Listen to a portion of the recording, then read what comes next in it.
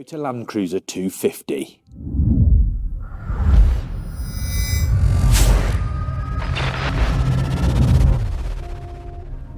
And it's had the kind of retro restyle that seems all the rage, except in this case there's a pleasing lack of debate.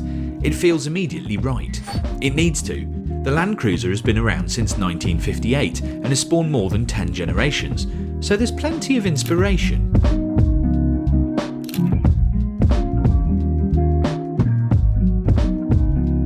So let's have a look. Super boxy surfacing. Loads of straight edges. Short overhangs. It's got a proper sense of purpose. Do you remember the FJ Cruiser of about 2006? Well, this is like its more serious, grumpier older brother.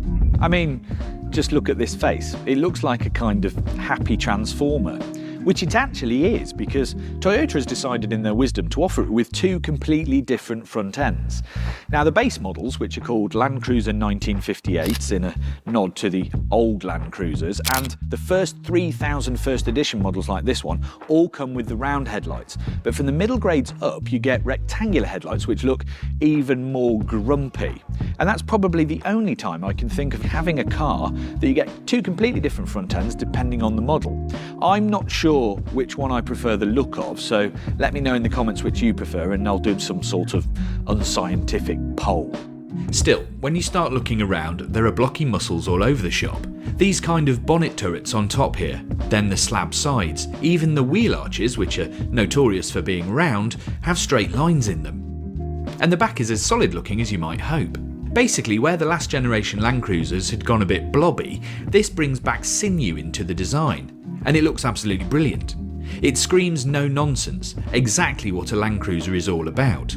The project chief designer, Yoshito Watanabe, said that the theme was back to origins with new values, and reliable, timeless and professional. And I can totally see how that works here. In fact, the only car that looks more like a Land Cruiser is Toyota's own refresh of the 70 series that's going to be available in Japan, which leaves me only a little bit conflicted. Anyway, on with the new one.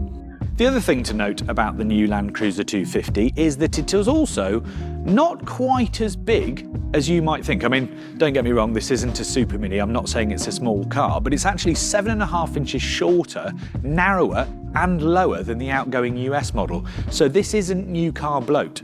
You also start with 18-inch wheels on the standard model, which is a common fitment for off-road tyres, should you want them, right up to 20 inches if you're more sort of road/style based.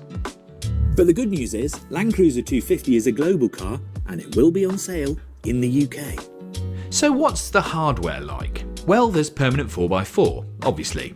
But where the USA gets a 326 brake horsepower, 465 pound-foot hybrid drivetrain with a 2.4 litre turbocharged 4-cylinder and a 1.9 kWh battery pack, the UK will get a 2.8 litre diesel 4 from the Hilux, meaning 204 brake and just over 400 pounds-feet of torque. At least initially. A hybrid should follow later. There are other engines available in other markets, but they're all less powerful, and all Europe-bound Land Cruisers get an 8-speed auto, apart from one base engine version which makes do with a 6-speed self-shifter. There are the usual kinds of terrain modes that make easy work of whatever you're driving on, through or over, and the towing ability of a small HGV. Yes, your eldest Crusader caravan will no longer be a problem. Oh, and there's remote disconnect of the anti-roll bars, so you can get a bit more wheel travel when you're off-roading without too much compromise on the way to the shops. Now this is all as it should be for a reborn Land Cruiser.